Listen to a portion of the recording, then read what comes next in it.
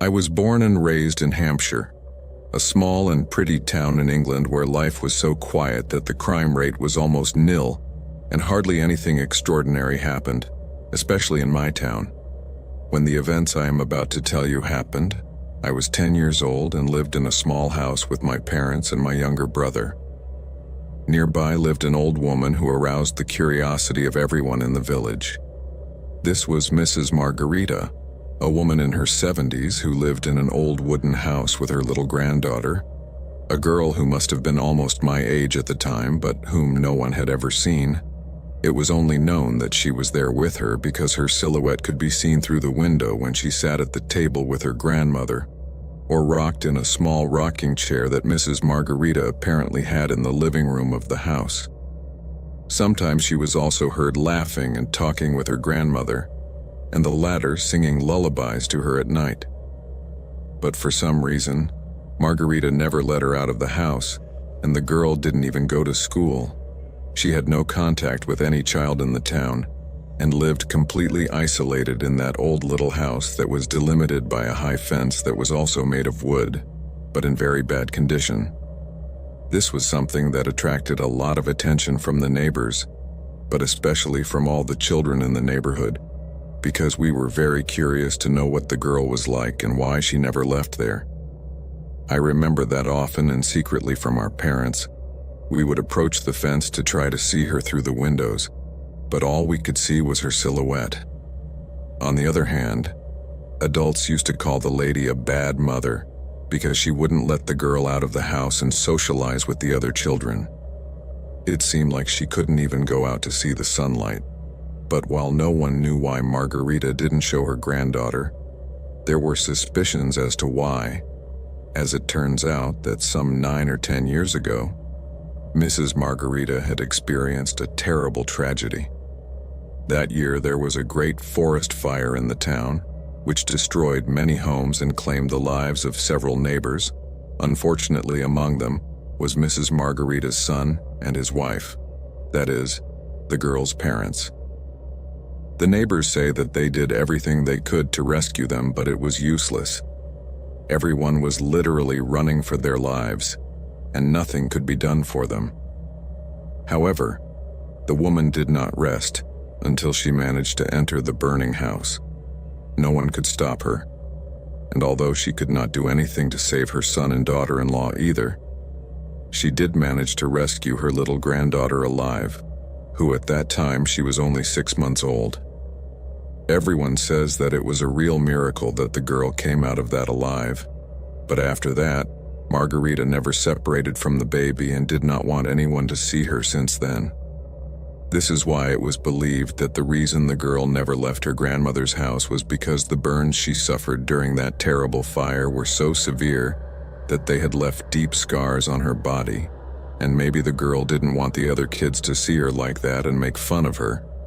There was a lot of speculation about it, and this made the children's curiosity grow more and more. In fact, my friends and I had made it a kind of challenge to discover the identity of Mrs. Margarita's granddaughter. One of the things we used to do very often in my town was camp outside our houses. As this area was so quiet and there was literally no crime or danger to fear, our parents allowed us to do that kind of thing. So my friends and I used to set up makeshift camps wherever we saw fit and spend the night there for several days, until we got bored of that place and looked for another. That's how one of those nights, my brother, my group of friends and I started to put together a plan to finally end the mystery of the captive girl. After deliberating for hours on all sorts of crazy plans, as is normal at that age, we settled on the riskiest one, but we were convinced it would allow us to unravel the mystery once and for all. I remember that night, I went with my friends, and we set up a makeshift tent on the outskirts of the fence of Mrs. Margarita's old house. One of the many legends that we ourselves had woven around the old woman was that she was an evil witch who held her granddaughter captive to practice her sinister spells with her. Obviously, we had no proof of this. But what 10-year-old needs it? For us, this was a fact, period. Also, she was a very quiet woman who didn't deal with anyone, so it was very easy to imagine anything about her. Although all this caused us a lot of excitement, we were also quite afraid of failing and that Margarita would bewitch us or something worse. But despite all that, the decision was made and the plan was underway. What we would do was wait for the woman to leave the house to do the day's shopping at the town market, and at that moment a group of us would enter the house through a small hatch that was in the back door. Once inside, we would look for the girl and rescue her from the clutches of her evil witch grandmother. Just as we predicted, the old woman left the house early with her shopping basket, and when we made sure she was a safe distance away, a group, including me, entered the old house. Entering Margarita's house was like taking a trip into the unknown.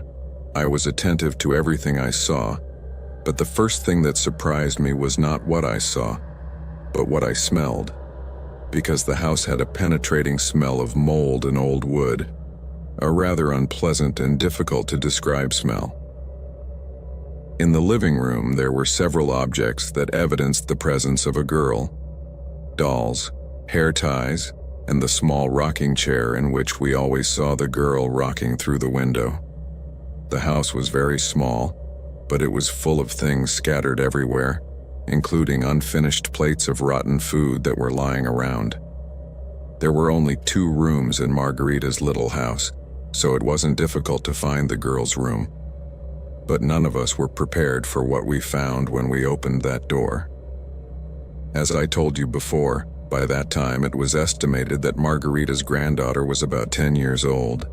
But in the room, besides dolls and stuffed animals, all there was a small crib in which it was impossible for a girl to sleep. Her age.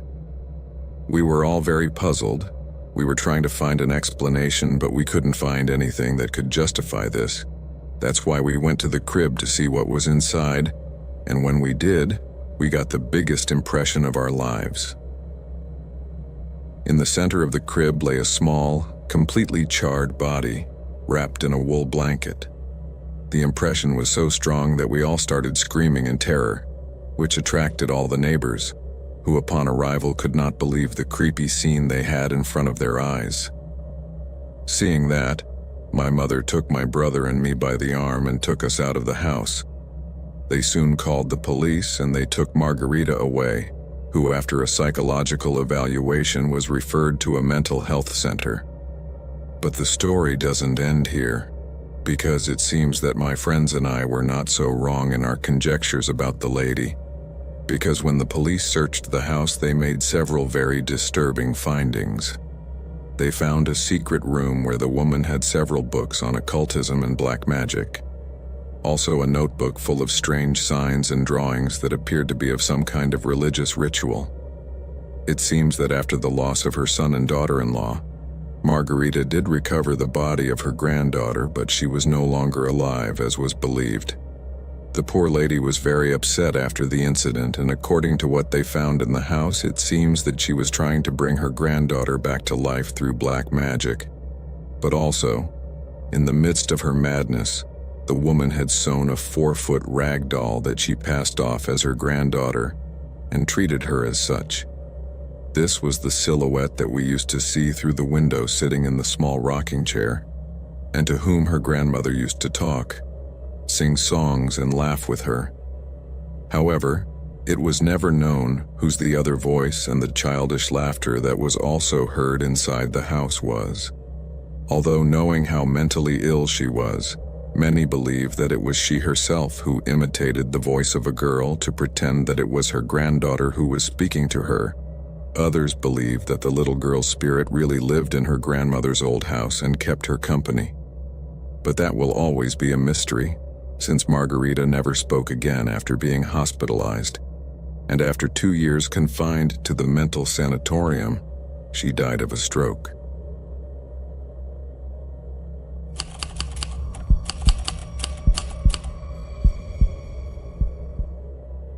I was born and raised in a small town in Virginia, a few miles from Washington, D.C.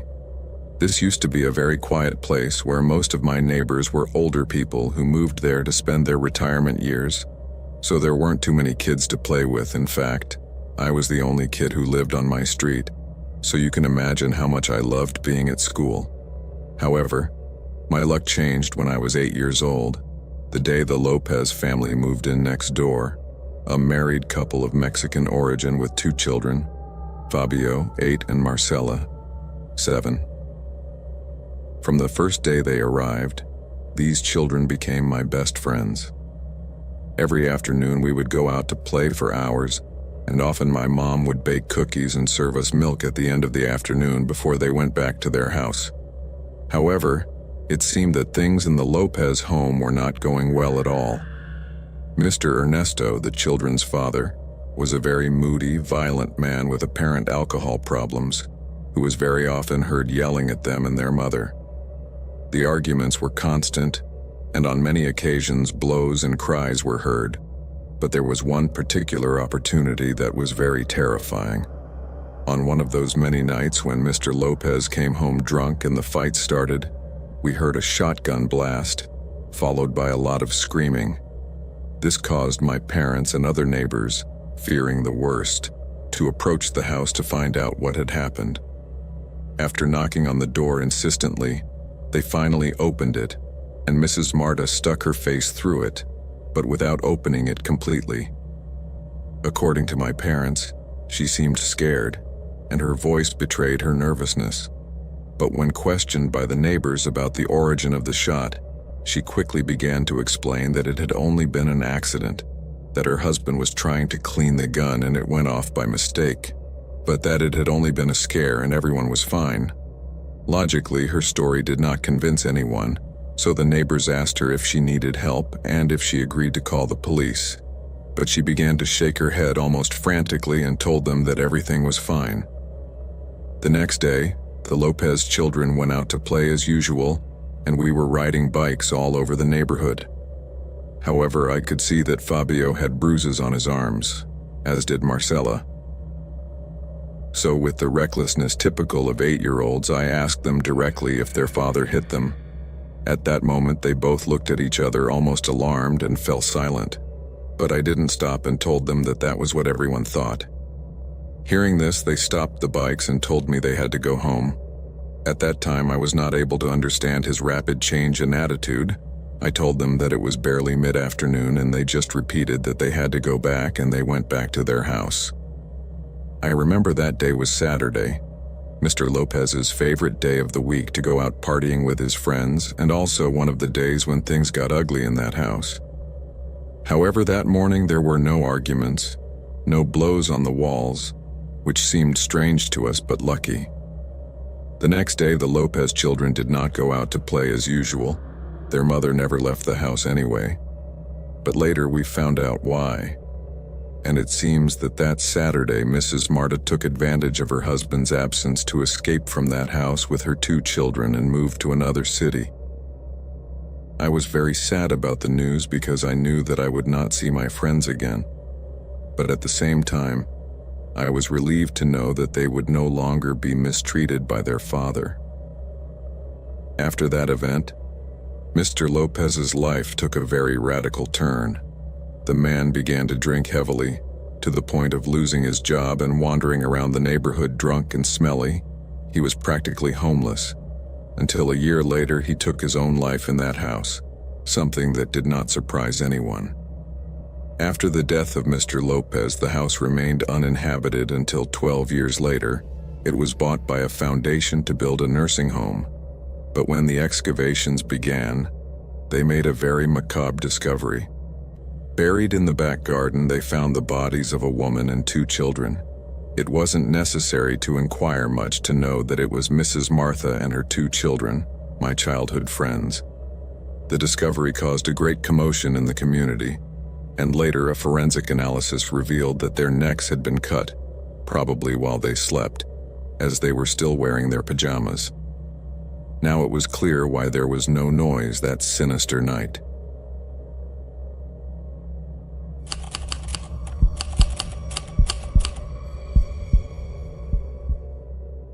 The Moores, back in 2014 when I was 16, some new neighbors moved into the house across the street. These were Anna and Arthur Moore, a middle-aged married couple with no children. The Moores were very attractive and had a good economic position, but somehow there was a very strange aura about them, a kind of dark energy that could be perceived, or at least I did, especially in Anna. From the first moment I saw this couple, I felt a great curiosity, because they seemed very perfect. They were like some 30-something and half-gothic Barbie and Ken, but my intuition immediately turned on the red lights, and it is never wrong. I knew that there was something fishy about them, and I set out to find out. Although I am not very proud to admit it, I must confess that I started spying on them. From my bedroom window, there was a privileged view of their house. You could see a good part of the living room and the huge kitchen. I also had a good view of the main room and a large part of the garden. But also, this seemed like the perfect time to dust off the old binoculars that Santa gave me when I was 8 years. At first, everything seemed very normal. Their daily activities were like those of any couple. Arthur would get up early and go jogging every morning. Then he would come back, shower, I guess, have breakfast in the kitchen with Anna, and then go to his job. Anna, on the other hand, didn't seem to have a job, as she was almost always at home. The first 2 weeks passed with total normality, with nothing extraordinary to report, but one day I began to notice something quite strange. Anna Moore left the house early, and when she returned I saw that she lowered some supermarket bags. But apart from this, I noticed two somewhat strange purchases, one especially. Anna opened the suitcase and took out a large number of bags whose origin I recognized immediately, since they were from a well-known textile store in the city, where my mother used to buy materials every time I had to do a play at school and things like that. And yes, I know you are wondering, but what is so strange about that? Well, the strange thing is that these were meters and meters of black velvet and what appeared to be thick cords of the same color. But it wasn't just that. Among her supermarket purchases, there were 2 large boxes of black candles and 2 more of what appeared to be incense.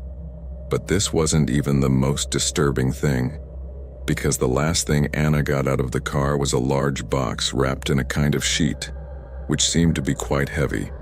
For this reason, she put it on the floor for a moment, and when she did so, it began to move. Seeing that, I jumped, because I really didn't expect it. If that box was moving, it meant that whatever was inside was alive.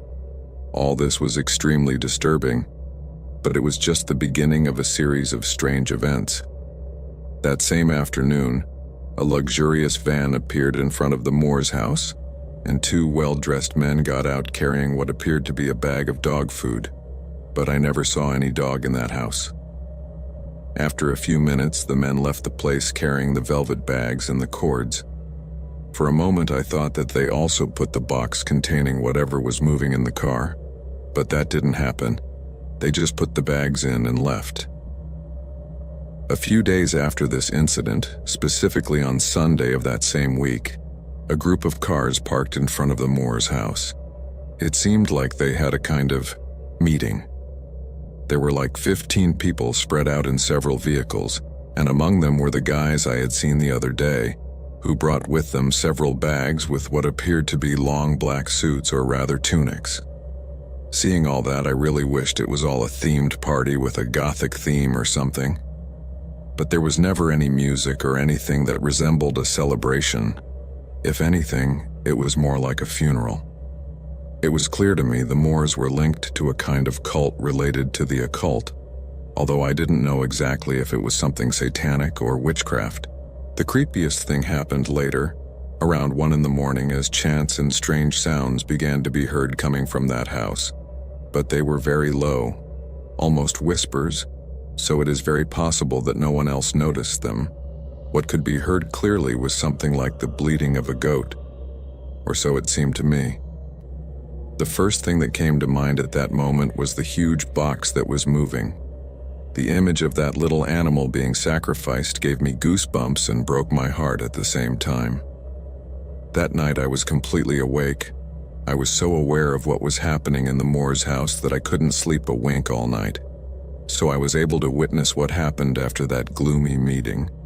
Around 5 in the morning, when dawn was beginning to break, all the guests began to leave, and I saw how they loaded several black garbage bags into the suitcases of some cars, something that caught my attention. I was very into my detective role back then. At first it all started as a game, since somehow it was very exciting for me to spy on my neighbors and discover their dark secrets. I felt like the protagonist of a mystery movie. However, there are times when reality is stranger than fiction, and this was definitely the case. The following weeks and months, these events were repeated, and the Moors' ritual Sundays were no longer a secret to anyone. It got to the point where basically the entire neighborhood knew about their ties to the dark arts, and although no one said anything, many suspected that Anna was a kind of witch or priestess. When the Moors' secret life ceased to be secret, I began to lose interest in them, so I stopped spying on them. There was no point if there was no longer a mystery to solve. However, a couple of years later, a chilling event occurred that shocked the entire neighborhood and put everyone's attention back on the Moors. One day, around 5 in the morning, the desperate cries for help of a man began to be heard. My parents jumped out of bed and ran into the street to find out who it was and what was happening to him. And when they did, they realized that the screams were coming from the Moors' house, and they ran there, while other neighbors did the same. I tried to go after them, but my mother stopped me because she thought it could be dangerous, so I stayed on the porch of my house waiting for them to come out. But 2 police cars and an ambulance arrived immediately. Seeing that, I knew immediately that it was something serious, and boy was it, because what happened that morning was that Anna, possessed by a spirit, stabbed her husband twice in the chest while he slept. Fortunately, Arthur's wounds were not deep enough to endanger his life, and he was discharged a few days later. Anna, for her part, was placed under arrest, and what I learned from her is that she was forced to undergo psychiatric treatment. The Moors never returned to their home after this incident, and it remained alone for a time until it was sold to a Christian family, curiously enough. However, I never heard from them again.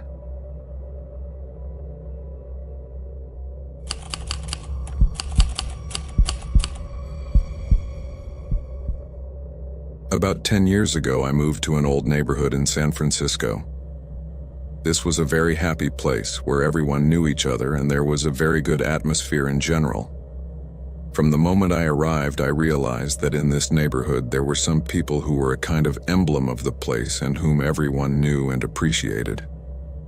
One of them was Mrs. Amelia, a nice old woman who went out to water her plants every morning, and while doing so offered an open-air singing recital, where she also dedicated a funny verse to whoever passed by at that time. She was one of those people who made this place special, and everyone was very fond of her. Another emblematic neighbor was Niccolo, an Italian who owned the busiest cafeteria in the place, and it was not surprising, since this man made the most delicious bread you have ever tasted. But he was also a very charismatic guy with a great sense of humor. But without a doubt, the most picturesque neighbor, to put it somehow, was Frank, a man in his 60s who had been working as an art teacher at the school for more than 30 years, and was famous for his great cultural work and for turning his own house into a kind of open-air museum on symbolic dates. For example, on Independence Day, he made a representation in his front yard with plaster sculptures that he himself created, the same during Easter and also at Christmas, but without a doubt what caught his attention was what he used to do on Halloween, because every year on these dates, in addition to filling the garden with cobwebs, Old Frank, as they called him, used to place a huge and creepy Grim Reaper with his characteristic scythe held high in the center of the garden. But the really chilling thing was that around him hung a bunch of faceless rag dolls with torn clothes like zombies, which gave the impression of being hanged children. More than terrifying, the scene was quite disturbing. The first time I saw it, it made me feel very strange, but then Frank explained to me that this was an artistic representation that symbolized the cruelty of the world towards children. Each doll represents a child who had been a victim of the evil of man and whose life had been prematurely interrupted, hence the image of the parka that seemed to be stalking them. Upon hearing Frank's explanation, I understood a little better what he was trying to illustrate, but that didn't make it any less disturbing, since after all, not everyone who passed by would understand it that way. Also, I couldn't help but feel some suspicion. I had seen too many mystery thrillers and crime series not to think that something much more macabre could be hiding behind it. Frank lived alone, since his wife had passed away more than 15 years ago, but he never remarried. He was a nice guy and enjoyed a lot of respect and appreciation in the neighborhood. The children adored him, as he used to be like a kind of African-American Santa Claus and always had sweets for them and made toys and dolls for them. He also used to give private plastic arts classes to children at his home, something that worried me. One day, an incident occurred that alarmed everyone. One of the neighborhood children had disappeared. His mother was totally desperate, and we were all very shocked by the situation. The little boy left his house early on his way to school, which was a few blocks away, but he never arrived. His mother immediately called the police, and the search for the little boy began. We all volunteered to find his whereabouts, including Frank, who looked apparently concerned, as the little boy was also his student. I couldn't help but suspect him. Actually, I had no reason to think badly of Frank, but when I was little I experienced an attempted abuse by a neighbor and family friend. This was very traumatic for me, and since then I have become very distrustful. That is why when I saw the disturbing representation that Frank made on Halloween, I could not help but think that this was perhaps the projection of his dark side, that perhaps he was like that neighbor I had when I was a child, and who tried to hurt me. A million things were going through my head at that moment. Several hours passed, and the 9-year-old boy did not appear. Panic was already beginning to take hold of everyone, and I was increasingly restless. I could not stop looking at old Frank in search of a gesture or any indication that he had something to do with this. After hours without results, I couldn't contain myself and called one of the police officers and told him about my suspicions. He listened carefully and asked me if I was sure of what I was saying. I obviously told him no because I didn't have any proof, but I told him what he did with the dolls on Halloween and what I thought about it. A moment later, the police asked for permission to search the houses, arguing that the little boy might still be in the neighborhood. Although my neighbors looked at each other, everyone agreed, including Frank. However, I don't know if it was because of the insistent look I unconsciously had on him, or because he saw me talking to the police, or simply because of an old fox's intuition. When the officers asked to search his house first, Frank's eyes flew directly towards me. He had a kind of accusing look that made me nervous for a moment, but then I held his gaze as a way of telling him that I didn't trust him. The police entered his house and searched it from top to bottom but found nothing. Only dolls, paintings, puppets, paint and art supplies, as well as his personal belongings. There was nothing to suggest that the little boy had been there at some point or any other child. When the cops came out with nothing, Frank looked at me again like someone slapping you. I was very surprised. I really was convinced that he had the child, or that he had done something very bad to him. The officers searched several houses and found nothing, but near the end of the afternoon, while I was making myself a sandwich, I saw a patrol car park in front of my neighbor's house, and her son got out of it safe and sound, fortunately. In the end, it turned out that the little boy had not entered school on purpose and had gone with a group of friends to a skateboarding competition in another neighborhood. When I found out, I was very relieved that the little boy was safe, but at the same time I was overcome with a deep sense of shame. I had no idea how I was going to look Frank in the face after this. I swear that at that moment I just wanted to take my things and get lost from that place forever. However, the next day, I received an unexpected visit. Yes, it was Frank. Seeing through the peephole that it was him, I thought about not opening it, but I did after all. One must take responsibility for one's mistakes. So I invited him in and offered him a coffee. We talked for a long time. Obviously, I apologized, and luckily, he accepted them. In that conversation, I opened up to him about what I thought and what I myself had experienced. After a while of talking to him, listening to his anecdotes and getting to know him a little more, I realized how prejudiced I had been and how badly I judged him for no reason. Over time, I realized that old Frank really was all the good person everyone said he was, and to this day, we are still good friends.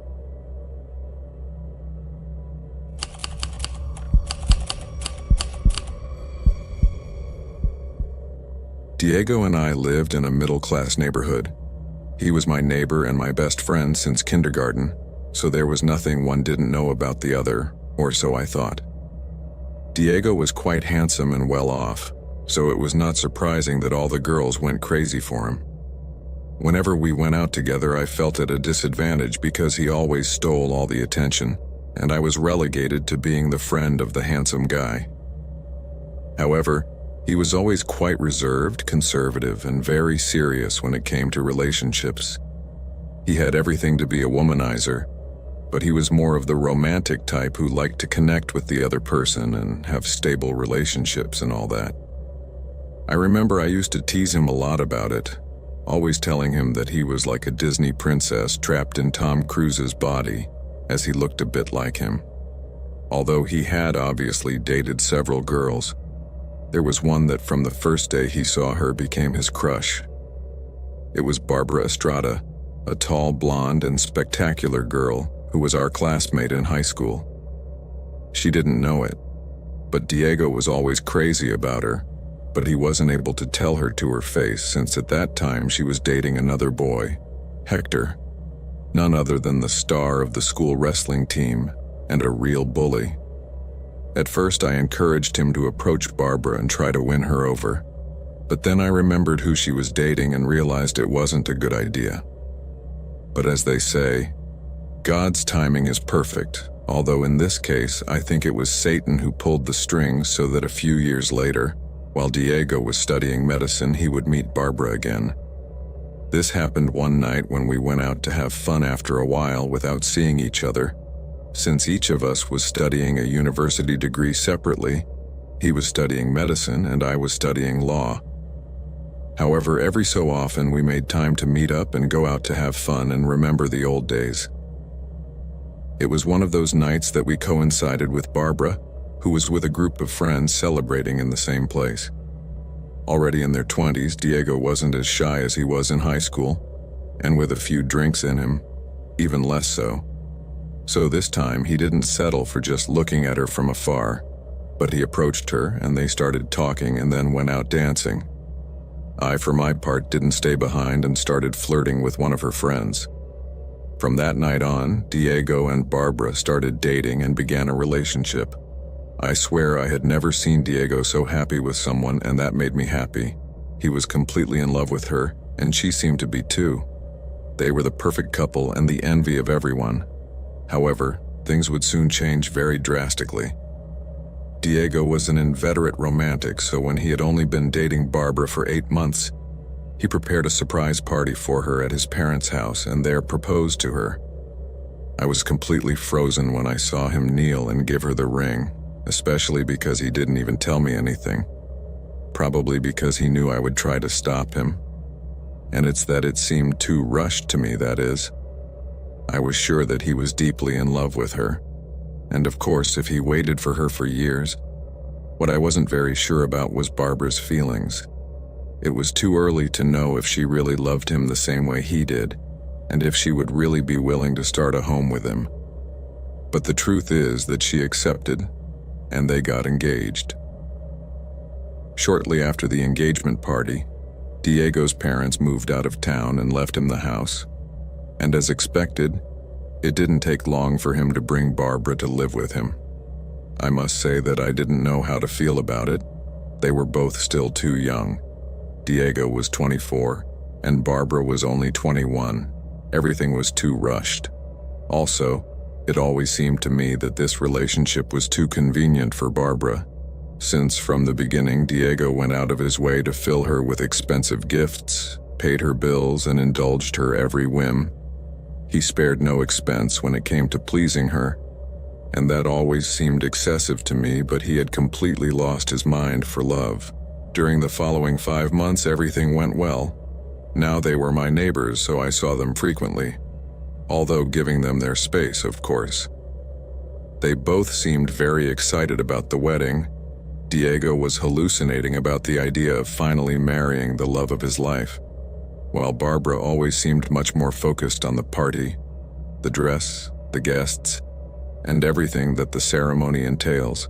Like the honeymoon, she was frantic choosing places and planning everything she was going to buy. I know it's normal for women to get excited about these things, but sometimes it seemed to me that that was all she cared about. However, things started to go wrong a few months later when Abraham, Diego's older brother, came to town on business and asked his brother to let him stay at his house. Abraham was the complete opposite of Diego. He had all the spark, malice, and charisma that his brother didn't. He was also very handsome and quite a womanizer. Diego was very excited because he hadn't seen his brother for several years since he lived in another city. I wasn't so much because Abraham and I had had a couple of disagreements in the past, as he had a habit of being interested in other people's girls. However, at that time we were a couple of pubescent boys, so I hoped that maturity had changed him. Unfortunately, I was very wrong. From the moment Diego introduced him to Barbara, I noticed the spark of malice in Abraham's eyes, and what's worse, I noticed that Barbara wasn't indifferent to him either. All of this started to smell bad to me from the beginning, but I couldn't say such a thing to Diego, firstly because he was completely blind, and secondly because those were just my conjectures. At that time, there were 2 months left before the wedding, and like me, Diego was in classes, so he spent a lot of time away from home. Barbara, on the other hand, had taken a break from university to dedicate herself to planning the wedding, so she spent most of the day at home, where Abraham was now also. I didn't tell Diego, but for a few days I had been noticing something strange, and that is that Barbara and Abraham seemed to have struck up a very close friendship out of nowhere. They treated each other as if they had known each other all their lives, and suddenly there began to be a kind of complicity between them that I personally didn't like at all. But Diego was extremely naive, and what's worse, he blindly trusted his girlfriend and his brother. I felt completely powerless because something inside me told me that it wasn't just any friendship. But after a couple of weeks, I couldn't take it anymore and told him what I thought. To my surprise, my friend got furious with me. I had never seen him so angry in my life. He told me that he was fed up with my distrust of Barbara and that everything I was saying was pure garbage because I was jealous of his happiness and wanted to spoil it. He even dared to insinuate that it was me who liked his fiancée. But the craziest thing was that he asked me to stay away from them and never speak to him again. He told me that he was not going to allow me to insinuate something so disgusting about his girl and his brother. I was petrified. I couldn't believe what I was hearing, and yes, of course it bothered me. But above all, I felt very sorry for him, because I knew him well enough to know that he was in denial, and that outburst was more fear than fury. However, sooner or later things fall under their own weight, and unfortunately Diego would realize that my suspicions were true in the most devastating way possible. But what happened next is something that no one, not even I, would have ever imagined. A few weeks after the altercation, when there were only 15 days left before the wedding, Diego decided to skip a class to come home early and surprise Barbara with a large bouquet of roses. But he was the one surprised when he found her and his brother asleep in their bed. I didn't need to be there to know that his heart broke into 1,000 pieces at that moment. After his world collapsed like that, I'm sure the Diego I thought I knew would have confronted them. Maybe he would have hit his brother and kicked them both out of the house. And of course he would have come to my house to vent his pain with me. But that's not what he did. To my surprise, Diego went downstairs in silence, returned to his car, left the house and returned at the usual time. When he arrived, he found them chatting as normal as always. Barbara welcomed him, and the three of them had dinner together that night, as they had done for the past few weeks. Then he got up from the table as if nothing had happened. But before leaving the dining room, he took out a gun he was carrying in his pocket and unloaded it completely into the bodies of his girlfriend and his brother, then left the house walking as if nothing had happened, leaned against the tree that was at his entrance and started smoking a cigarette. I was at home when everything happened, and when I heard the burst of detonations, I ran outside to see what had happened. When I got to the door, I realized that several of my neighbors had also left their houses because of the shots. But there was nothing strange, only Diego was smoking his cigarette. However, when I saw him there so calm and I didn't see Barbara or Abraham outside like everyone else, my blood ran cold and I started praying to God that what I was thinking hadn't happened. But it was in vain, because when I approached him and asked him what had happened, he only told me, "You were right. They were cheating on me." "And what did you do?" I asked him. "I killed them." After that, Diego calmly finished smoking his cigarette and called the police himself, confessed to the crime, and turned himself in. To this day, he is still in prison serving a 60-year sentence. But what disturbs me most about all this, apart from the crime itself, is that I never saw him shed a tear.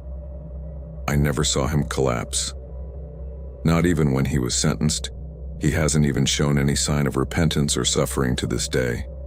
It's as if he had become another person, or maybe that dark side was always inside him and I never saw it.